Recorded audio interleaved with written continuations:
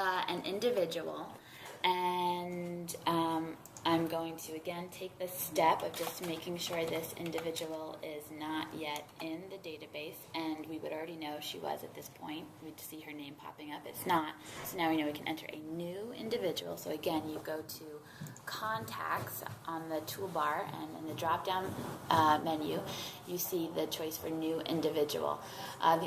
You can get a little bit more specific from new individual by clicking on new artist if you know the person is an artist. In this case we don't, so we don't have to go down that path. We're just going to do a regular new individual and click it.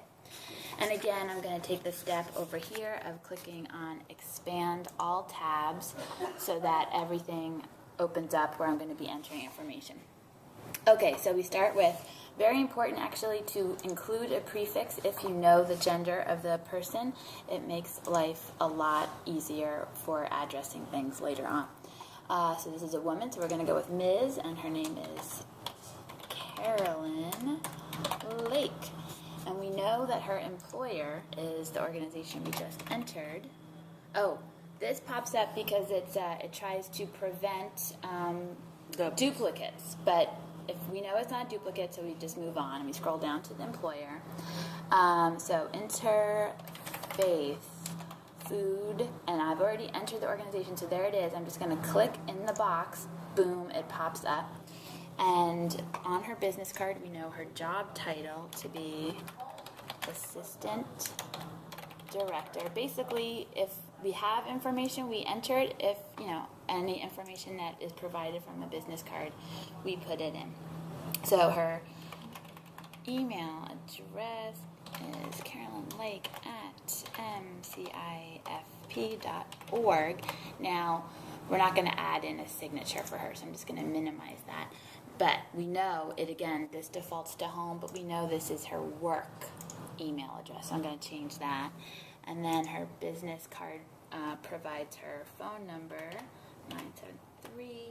973-538-804.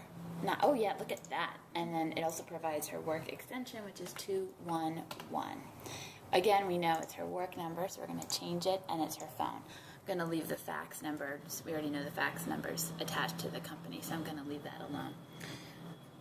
This is not someone attached to a school right now, so I'm going to minimize that. And now we're going to enter in the address.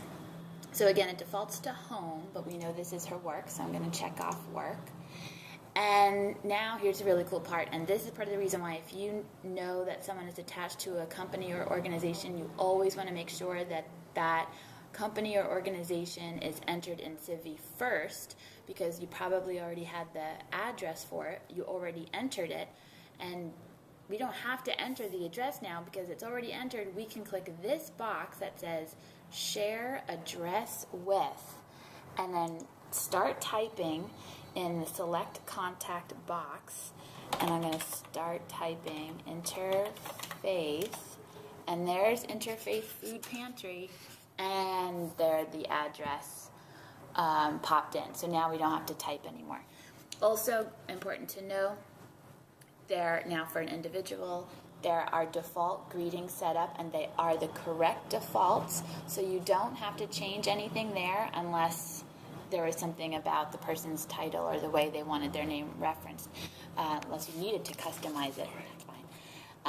Okay, we don't have any notes. We don't need to do demographics at the moment, but because we're entering this person in a basic way into Civi, we are going to right away add her to the event announcements email list group, the event announcements postal mail group, and scroll down here to the newsletter email group.